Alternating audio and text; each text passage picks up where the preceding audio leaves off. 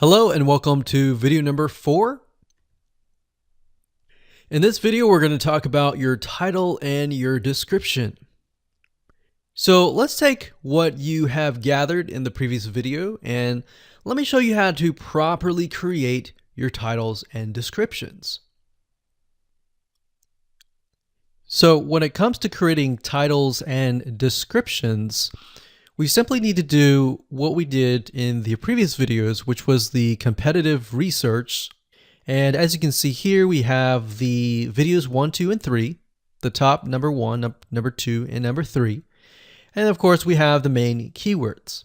So we have this main keyword here. So that's definitely going to be in the title.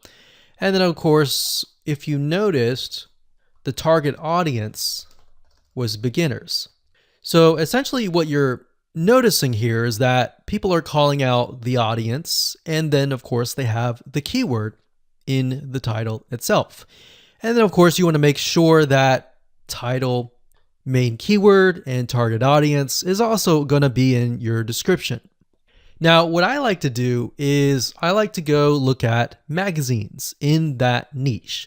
It doesn't necessarily have to be exactly, in this case, Instant Pot, but it needs to be somewhat of that genre. Now, one thing that I noticed was when we took a look at the Instant Pot chicken, you could write out something like top 6 easiest things.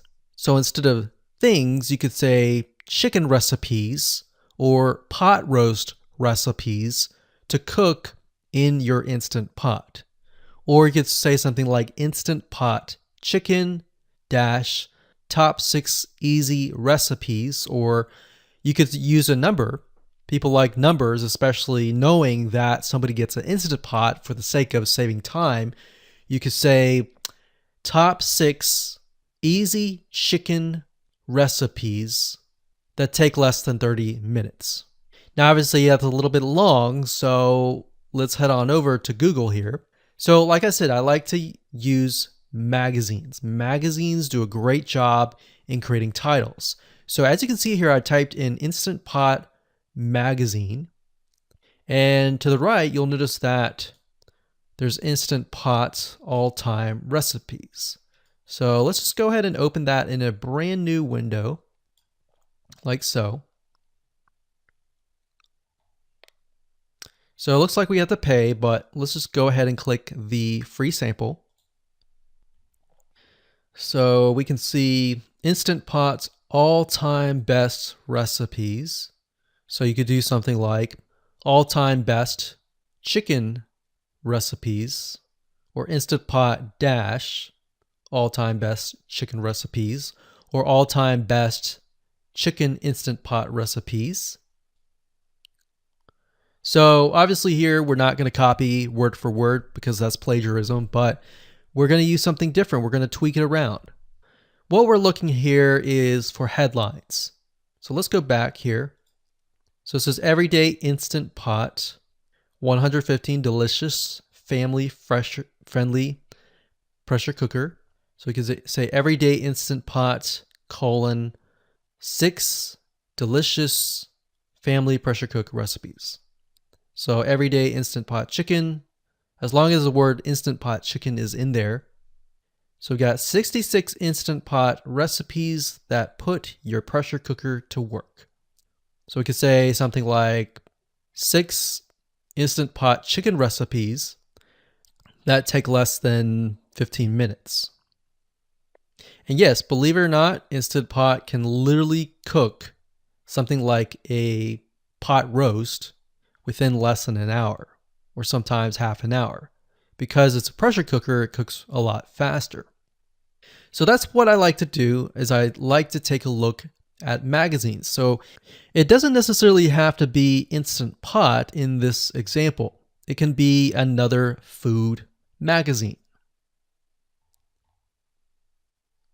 So essentially that's how to create the titles. As far as the description goes, if you take a look at what they've written here, the first one that's ranking really well, as you can see here, we've got Instant Pot 101 for beginners. So you'll notice that they are trying to target the keyword Instant Pot 101 for beginners. So they've stated that in the title, and they've also put it in the description. So it says everything you need to know about how to use the Instant Pot in a beginner Instant Pot recipe. So notice that they use the keyword beginner, Instant Pot twice. And then of course they got Instant Pot hacks, Instant Pot yogurt. And what they're essentially doing here is they're linking to other related videos. Now, Google's smart enough and YouTube's smart enough to have an algorithm to read the description and think, okay, they've got other videos that they've created that are related to Instant Pot. This video must be good, or this channel must have a lot of relevant information. So we're going to rank it a little bit higher because it's going to give people what they want to see. So now we look down here, it says Instant Pot Chicken. So this is the lady who is ranking really high on Instant Pot, but also Instant Pot Chicken. So it says cook with me as I try a new recipe with my Instant Pot. So we can see the keyword Instant Pot here. And as you can see, the description is really written for the user, but it contains the keywords that are necessary. So you don't need to write something like Instant Pot Chicken or something that's just a bunch of garbled information. You want to make sure that the title and the description attract people first and foremost, and then embed the keywords within. So the third one, we've got top 6 easiest things to cook in your Instant Pot, perfect for beginners. So it says, today I'm sharing with you the 6 easiest things to cook in your Instant Pot. So you can see here, the title is here, but the title is also in the description. It says, now these are perfect if you are just starting out or even had the Instant Pot for a while. So you can see the keywords that are embedded, but it's really written for the user.